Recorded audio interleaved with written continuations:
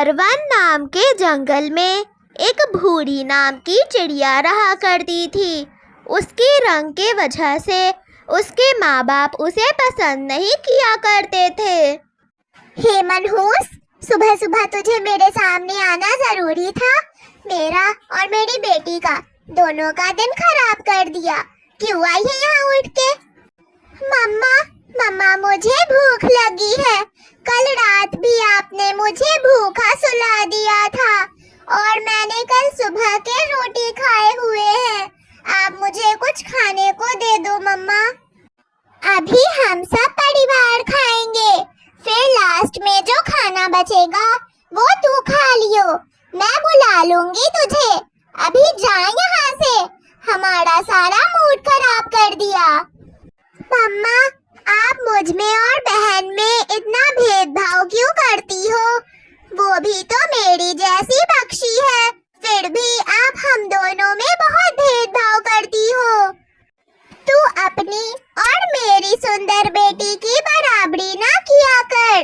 मेरी सुंदर बेटी का रंग नारंगी है और एक तेरा रंग है काला कलूठा। पता भी नहीं चलता है कि तू है कि कोई कोयल है। छी, जा अब जल्दी से अपने घोंसले में। हमेशा भूरी के साथ यही होता था। उसकी माँ उसे बहुत ज़्यादा बुरा भला कहती थी और लास्ट में कुछ गली सली सब्जियाँ और सूखी रोटी देकर उसका पेट भरती थी। अरे ओ करमजली, चलेगी खाना खाने कि फेंकूं तुझे इस घोंसले से बाहर और तेरा खाना भी साथ में ही फेंक दूंगी। उसके बाद भूरी की माँ भूरी को सूखी हुई 2-4 रोटियां दे देती है और बाद में उससे सारे घर के काम भी करवाती है। एक दिन भूरी अपने पिता को जाके बोलती है, पापा, पापा आप मेरे लिए एक नई सैंडल ले आना ना। मेरी सैंडल पुरानी हो गई है और वो मुझे फट भी गई है, छोटी भी होती है। मैं वो सैंडल 8 साल से पहन रही हूँ।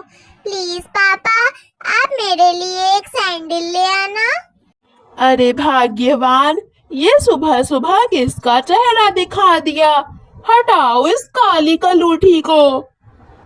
भूरी को बहुत बुरा लगता है और वो अपने घर से निकल जाती है। वो बाहर एक पेड़ पे जाकर बैठ जाती है। उसे उदास देख वहाँ एक परी आती है और उससे उसका दुख दर्द पूछती है। भूरी सारी बातें बताती है और फिर वो परी उसे जादू करती है और उसे एक सुंदर चिड़िया बना देती है। उसके बाद भूरी उस परी को शुक्रिया बोलकर अपनी माँ के पास जाती है। उसकी माँ तो ये सब देखकर हैरान ही हो जाती है और फिर उसकी माँ भूरी से अच्छा स्वभाव करने लगती है। जंगल में गोरी कौवी की चूड़ियों की दुकान थी। बुलबुली की बेटी की शादी होने वाली थी, पर बुलबुली के पास पैसे नहीं थे कि वो अपनी बेटी के लिए चूड़ियाँ खरीद सके। वो सीधे रानो चिड़िया के पास जाती है।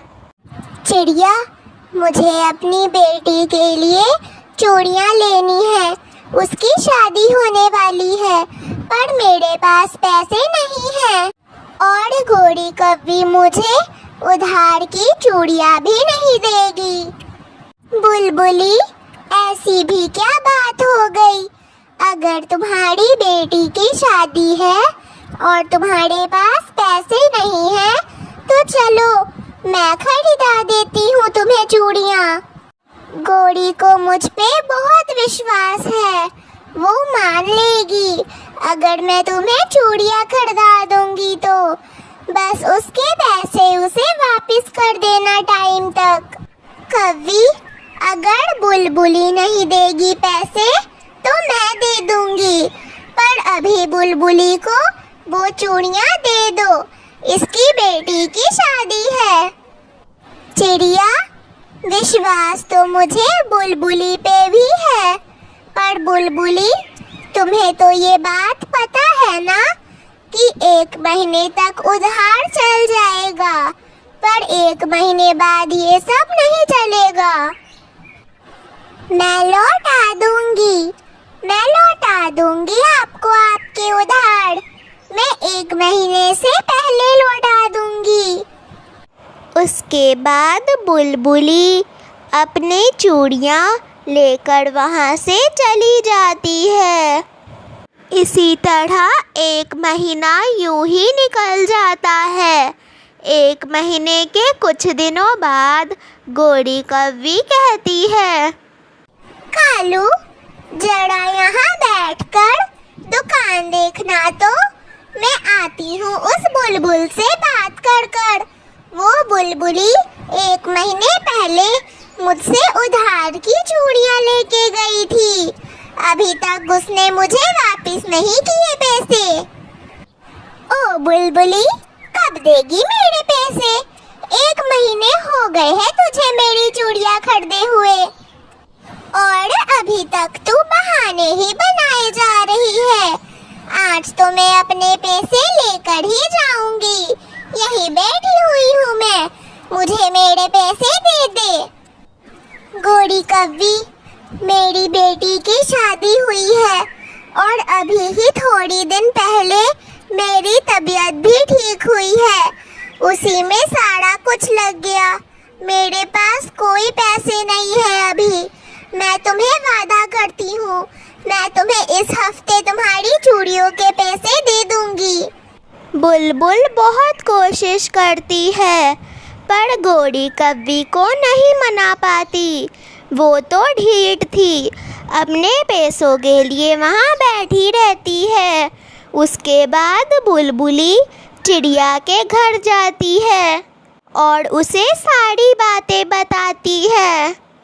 वो गोरी कौवी और कालू कौवा ऐसा ही है। छोड़ो बुलबुली, मैं तुम्हें कुछ पैसे देती हूँ।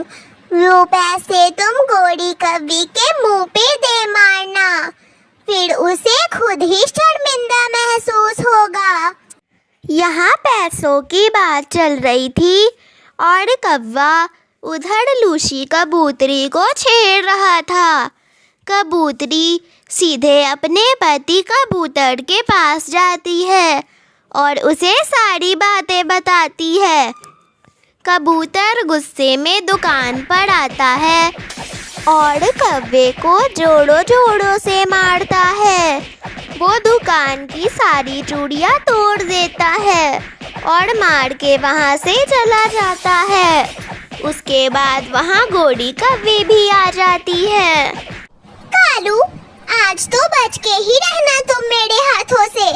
पता चला आज तो मैं तुम्हारा खून ही कर दूं। आज तो मैं तुम्हें छोड़ूंगी नहीं। तुम्हें पता भी है मुझे कितना शर्मिंदा महसूस हो रहा है। ऐसा लग रहा है कि थोड़े से पैसों के चक्कर में मैंने अपना इतना बड़ा दुकान खो दिया है। इस दुकान में मेरी कितनी पूंजी लगी हुई थी, वो सारा 1 मिनट में खत्म हो गया। शर्म नहीं आती तुम्हें किसी औरत को छेड़ते हुए? बदतमीज बेशर्म कहीं के।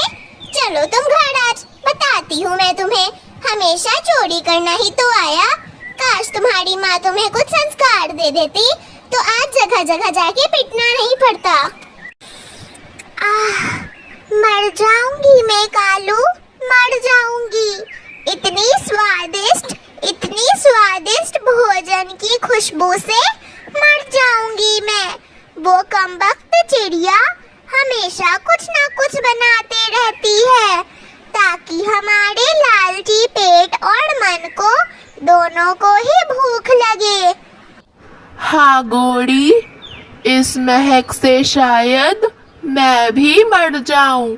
शायद चिड़िया आज दाल खिचड़ी बना रही है।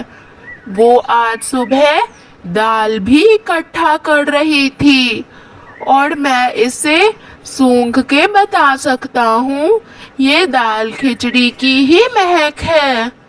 दोनों इसी तरह बातें करते करते सो जाते हैं।